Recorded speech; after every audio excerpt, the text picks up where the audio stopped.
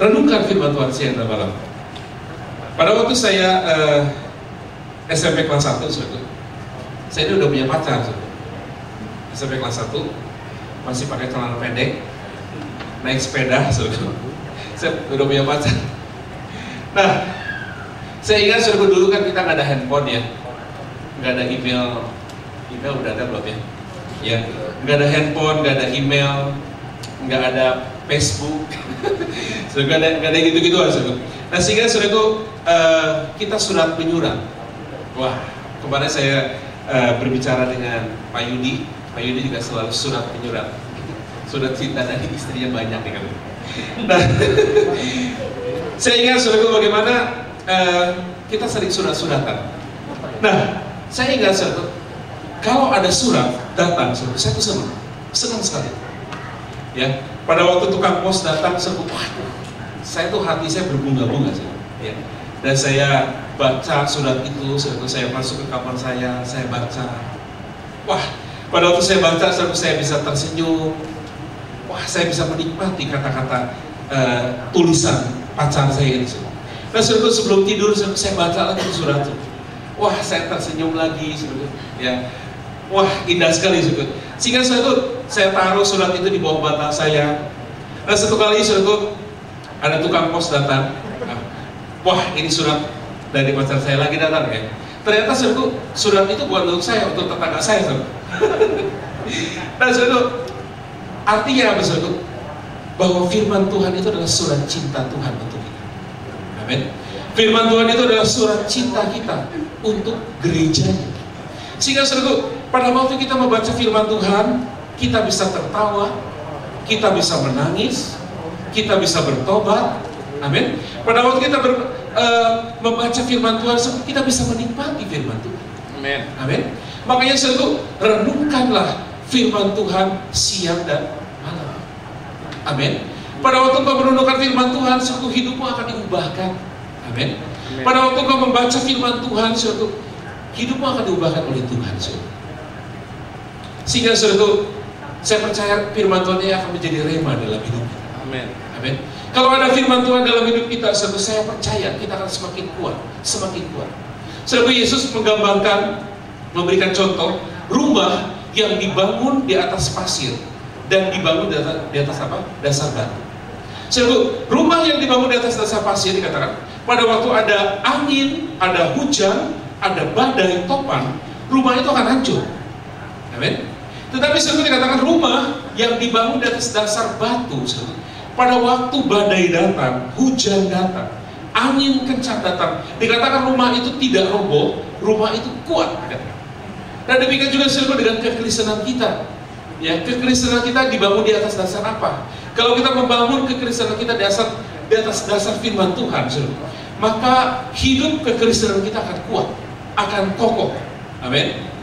Amin, Amin. Nah, kalau kita lihat banyak orang Kristen meninggalkan Tuhan, kecewa, ya, tidak mau ke gereja lagi, nggak mau Tuhan-Tuhanan lagi, meninggalkan Tuhan, ya. Dalam pelayanan ada gesekan ninggalin Tuhan, karena pondasinya nggak kuat, ya. Tapi kalau pondasi kita kuat, kalau hidup kekristenan kita dibangun di atas dasar batu karang, yaitu Tuhan Yesus, maka saya percaya problem yang berat, situasi apapun tidak akan menggoyahkan iman kita. Amin.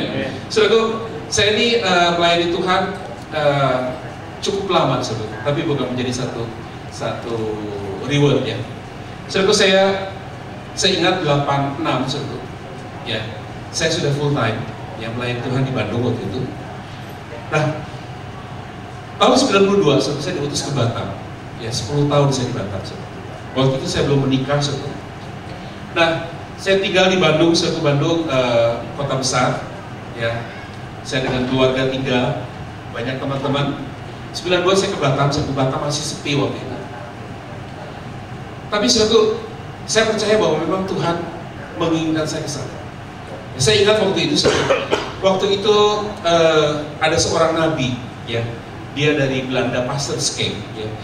Pastor Skeng ini adalah hamba Tuhan yang menubuatkan Paniko, ya. Kalau Paniko itu akan dipakai Tuhan untuk merestorasi pujian kehidupan. dan dia sudah meninggal, saudara, kasus kayak ini.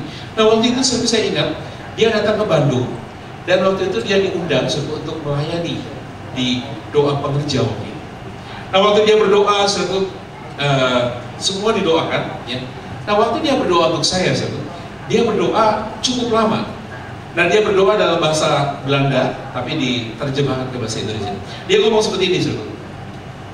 Aku akan memanggil kamu sebagai hamba Tuhan. Engkau akan melayani Tuhan sepenuh waktu. Dan aku akan mengutus engkau ke sebuah pulau yang sunyi. Sebab waktu itu saya nggak tahu pulau yang sunyi itu apa. Ya.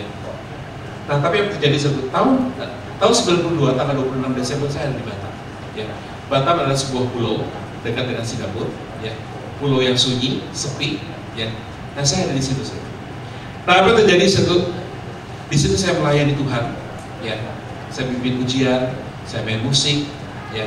Saya pegang sound system, saya ngajar song, ya. Saya mengunjungi orang sakit, saya khotbah, ya.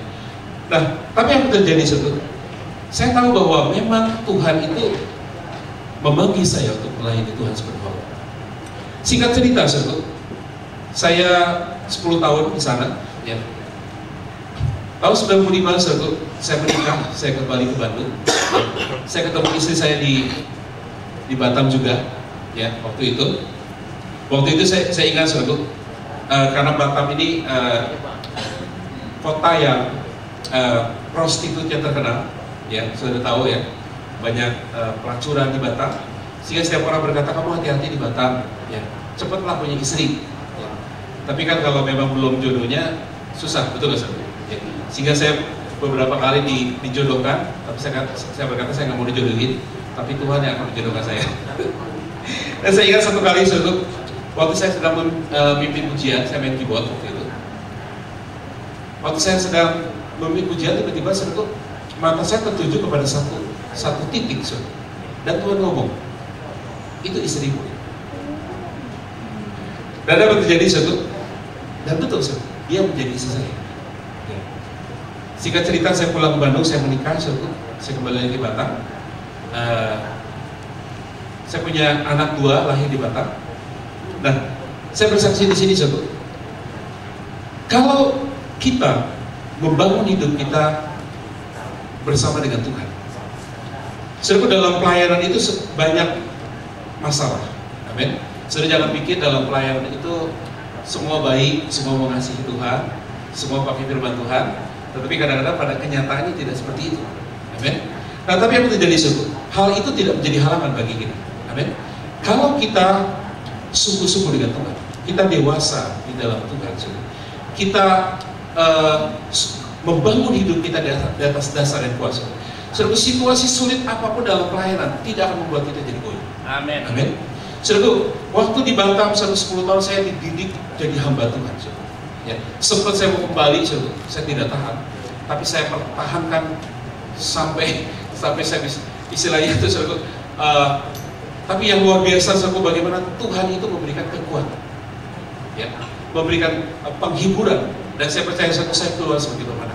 Nah, saudara, firman Tuhan itu akan membuat kita jadi kuat. Ya. Dikatakan, saudara, kita akan berjalan makin lama makin kuat, hendak menghadap Allah apa? Di Sion. Amin. Saudara, Tuhan menginginkan kita menjadi orang Kristen yang kuat. Amin. Orang Kristen yang kuat, dia tidak akan mudah diombang-ambingkan. Amin. Orang Kristen yang kuat, saudara, ada badai apapun dia tetap mengiring Tuhan. Apapun yang terjadi dalam hidup kita, aku mau percaya kepada Tuhan. Aku mau melayani Tuhan. Amin, saudara. Ya, makanya, saudara, mari kita bangun hidup kita. Ya, mari kita bangun hidup kita, saudara. Mari kita bangun pondasi hidup kita menjadi kuat dan kokoh. Amin. Dan saya percaya hanya firman Tuhan yang sanggup membuat kita jadi kuat. Amin. Dan kokoh. Karena firman Tuhan sungguh akan mengajar kita, dia akan menuntun kita. Ya, dia akan membawa kita dari satu kemenangan kepada kemenangan yang lain. Dan saya percaya itu, saudara, firman Tuhan juga akan membuat kita menjadi orang-orang yang berhasil, ya, menjadi orang-orang yang diberkati oleh Tuhan. Saudara, pada waktu saya melayani di Singapura, saudara, saya bersaksi, ya. bagaimana Tuhan itu mencukupi segala kebutuhan saya. Saudaraku, saya bisa bawa istri saya bukan businessman. Saudaraku, kalau Pak Suwandi businessman yang berhasil. Saya ini bukan businessman, saudara. Saya hamba Tuhan, saya full time, saudara. Saya bawa istri saya, saudara. 2 anak saya sekolah di Singapura, saudara. Saya sewa rumah, saudara, di Singapura. Saudara tahu biaya hidup di Singapura itu besar, saudara. Tapi saya percaya, saudara, Tuhan itu mencukupkan segala kebutuhan hidup saya. Amin. Saudara, dikatakan, coba kita lihat ya, Matius pasal 6. Ayat ini menjadi rema dalam hidup saya, saudara. Sehingga saya tuh begitu percaya kalau Tuhan tuh baik, ya. Kalau Tuhan itu mencukupi kebutuhan hidup kita. Amin. Matius pasal 6, saudara. Matius pasal 6.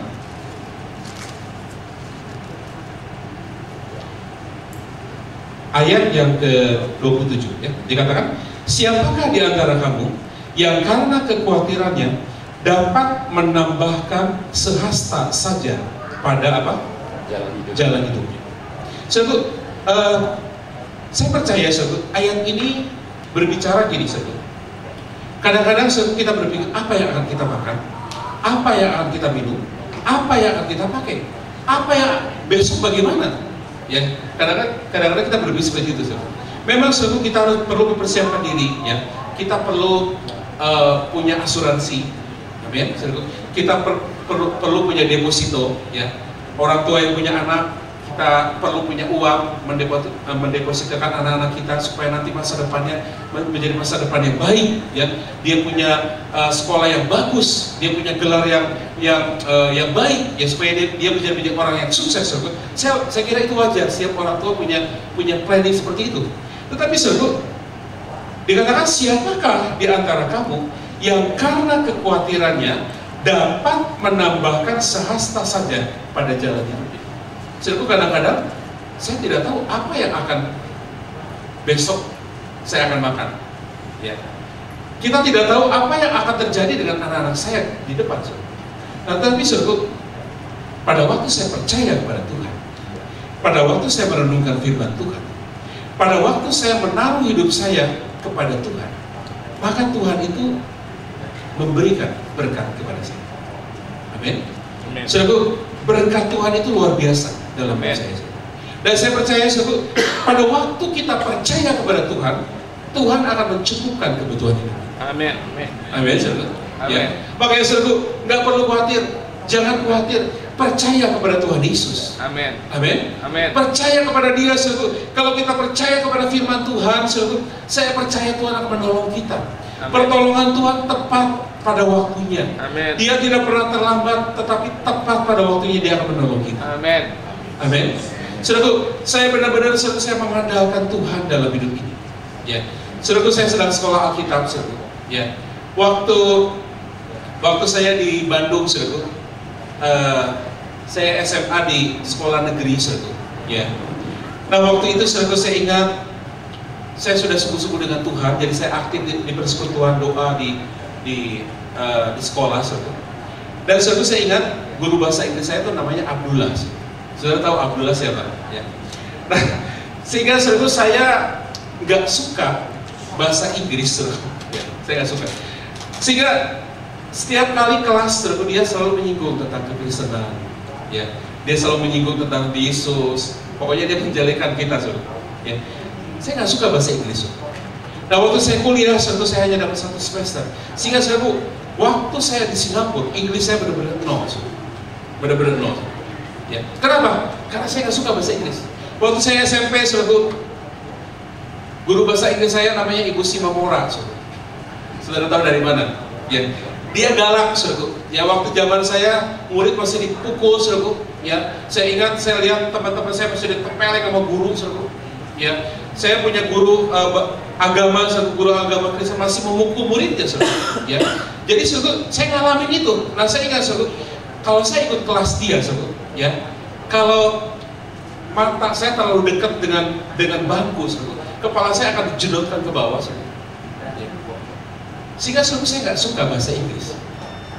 Tetapi apa terjadi? Tuhan itu luar biasa. Amen.